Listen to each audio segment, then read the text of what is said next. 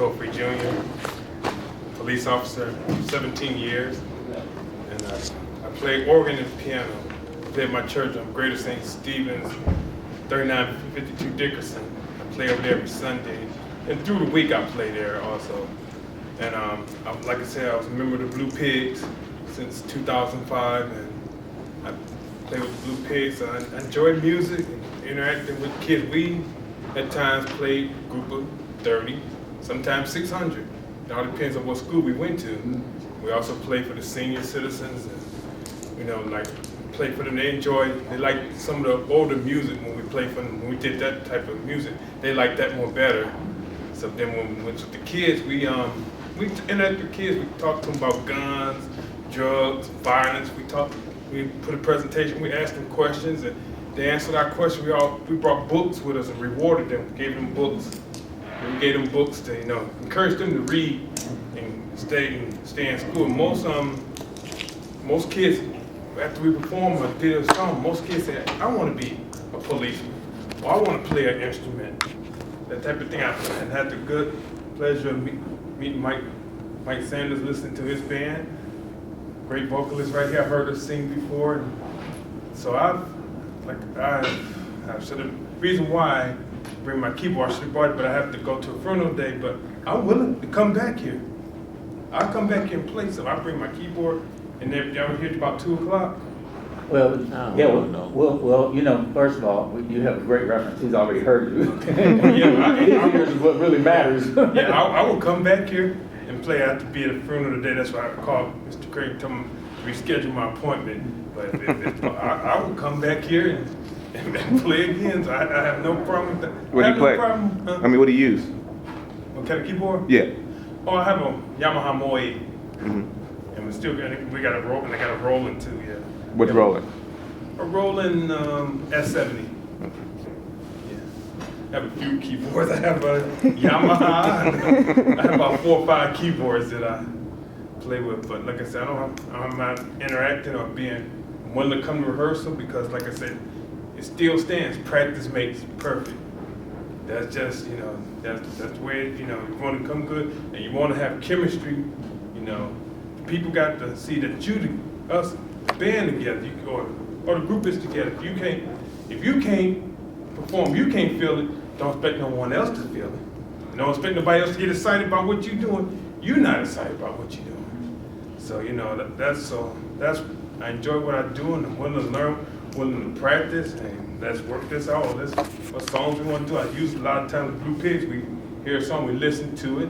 I sit down and listen to it, and I play it, and I go from there. So, like I say, I thank you thank y'all for taking my application and sending it back to me. I work midnight shift, 9th precinct, so I just got off work, so I'm running, trying to get here, and that type of thing. I want to be here. Said be here 15 minutes, and I'm being on time. I'm all for that also, I got one question. Sure. Charlie Henley is actually, and I don't know if you guys know it, but he's one of the original members. He's still a police officer, but he's close to 70. He said he wants to participate, but not in a performance capacity. But Charlie added the humor and related to the kids better than any one that I've seen, and I guess you would know that. Yes.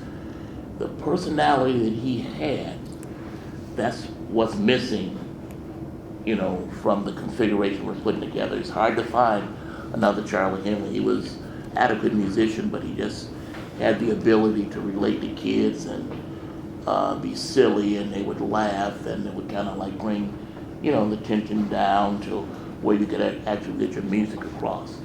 Do you think that you could feel Charlie Henley's shoes in that capacity?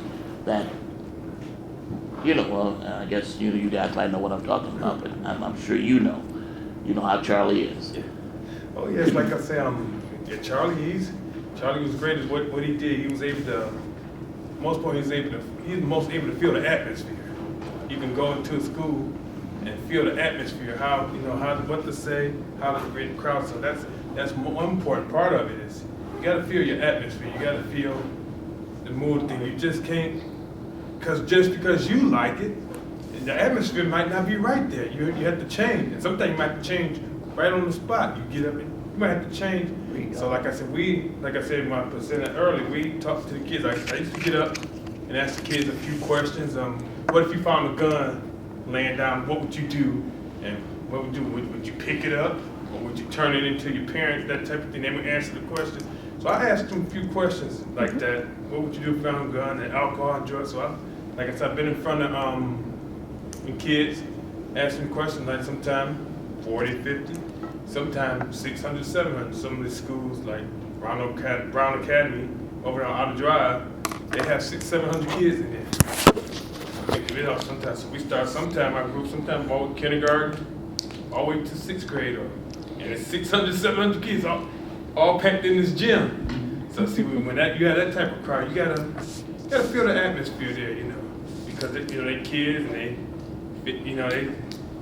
fidgety and doing this, but you gotta feel the crowd and be able to adapt to the situation, which is very important, to feel the atmosphere of the crowd. When we play for the seniors, same thing. They like the older songs, so we had to come, even though we knew a lot of songs, we came with a set of older songs like My Girl and Dancing in the Street. We did those type of songs with the seniors. At Last, we did those type of songs with them. They enjoy. They get up dancing. They happy, and they want us to come back all the time. They say they're really happy about this. So I can feel that spot. Like I said, Charlie, he was great. Yeah.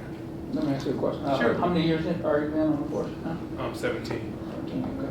I was going to ask another question, but we got a high-ranking man behind me.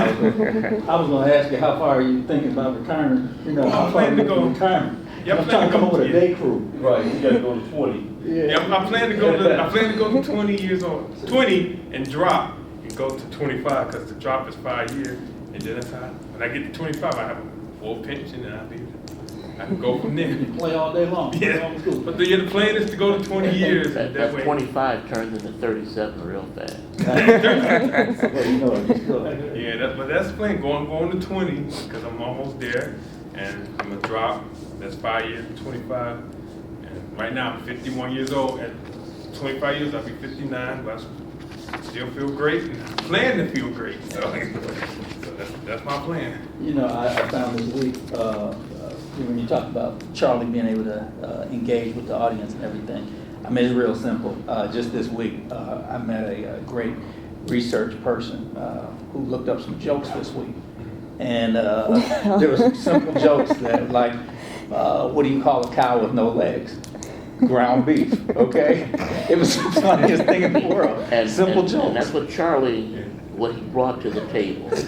He had the ability to not have a problem making fun of himself. And, and being silly. And, I don't have that ability. I'm a serious guy when I sing, I'm a passionate guy. But the kids want to see that. And, that's one thing that is important when you're performing, especially for kids, to make them laugh, then take the music to make a message to them, and then let them participate with it. But, do you feel you have that Charlie Henley, in you? Yes. All right. Uncle Lonzo. Make me laugh. Uncle Lonzo. Yeah, because when you were saying it seemed genuine. You know what I'm saying? You're so that would be good. Great. I'd just like to hear a little bit about your training background. Just curious. How you got into playing keyboards. Oh, and first of all, I've now been playing about 34 years. I started out when I was like 12 I was playing classical music, going through the books, going through the classical music, Beethoven, I was doing some of that. And then I eventually started playing with my church. So playing my church, doing that. So I started when I kind of started, some people start 3-4 years old. I started when I was 12 or 13 playing. But then, I started playing and I play in church, I do weddings and today, like I said, I have to go to a funeral, but I do that type of thing. So it doesn't matter if I'm wedding or funeral or this type of thing. I can adapt to that because, like I said, the main thing is rehearsing. Come in and sit down. What they're gonna do this song, we're gonna do that song and that song, and then like I said, it just never that always apply. You might have different might have this instrument, might not have this instrument, but like I said, practice makes perfect, and able for the group to gel together. That's important because if you gel together, your music gonna gel too. Because everybody's playing, everybody's feeling the same way, and so they went in too. When you have all these instruments playing together, even if you had a piano and a soloist, if that piano, if the musician and the soloist are together, chemistry, they do this little eye contact. If they do that, a crowd they can go over well. If the solo's going north and the keyboard's going south, like that, it don't matter what song you could be singing. He could be singing a simple song, you sing a song. It's just not gonna happen. Right. It's not gonna happen. So I believe in cohesive chemistry. I believe in that type of thing because that's what's gonna, your performance, that's what's gonna help your music, the group out, and people, because people, they want to hear music and they've heard, sometimes you might do, they heard the song, and you get up singing some wrong word, they're like, looking at you like,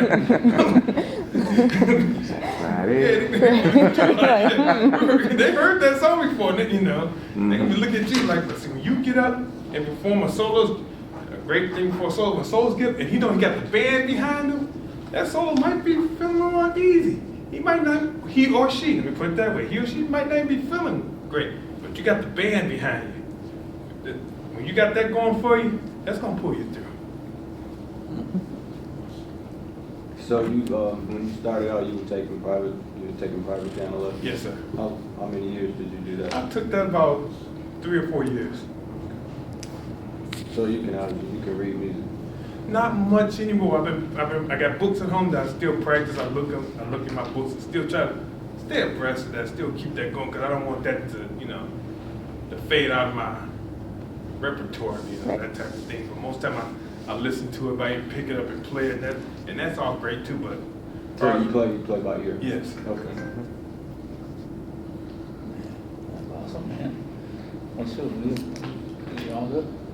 I'm good. You good too, bro? All right. But if you want me to come back, I will come back. I have no problem. I'll come back here. Well, actually, why don't you just call me before, after the services? Okay. If you wanna just check with me. And I'll call you if you want me to come back. Because I know for sure, Yeah. 2 o'clock, boom, we're gunning and running out of here. And then there's some floating auditions too, so. Okay. There might be some spots that you might get. So Yeah. just call me, man. Yeah, that's no That'd be great. problem. I have no problem. I'll come back, play the keyboard, play what, like I said, most songs I was thinking about. We had a keyboard. I was gonna do Jesus is Love by the Commodores. I was gonna do I Believe in You and Me by Whitney Houston. I was gonna, the 2 songs I was gonna play for you. So I stick to that same repertoire. I bring the keyboard here. I have no problem coming back. That's not a problem for me. And I guess the last question. Sure. I know the Blue Pigs, when you were with them, had some stuff on YouTube. You had any solos? And you have any appearances on YouTube with the Blue Pigs? Yeah, I think it's a few of them, not a lot of them. It's a few videos. Yeah. All right. Yeah. But I know you can play. Yes, a few videos on there. All right. Well, cool, Doc. So appreciate you, man. Well, like I said, I appreciate y'all giving me this opportunity. We back down so far. I felt my application sent it back. I appreciate that, and I have no problem. I follow, I go with the plan, everybody else's suggestion, so I want to do the same thing too. I have no problem with that. I have no hang up, oh man, this and that. I'm like, when he told me about the keyboard, I'm like, oh no, I ain't got to do it. I said, hey, I gotta move forward. I still gotta, do the presentation, that part. I still gotta move forward on that end, and I can work out the other end. But so you gotta move forward. That's Yeah, Alonzo, I like your personality. I'm feeling it, and then the persistence, and then even though you went to the funeral service here, you're presenting, you're willing to come back, and that's flexibility and dependability. So much appreciative of that. All right, man. I think it's been pretty good. Okay. I don't want to say, well, just have a blessed day. That's what I'll say. Yeah. No pressing that one off. Yeah. All right now. All right, Doc. all You need right. help with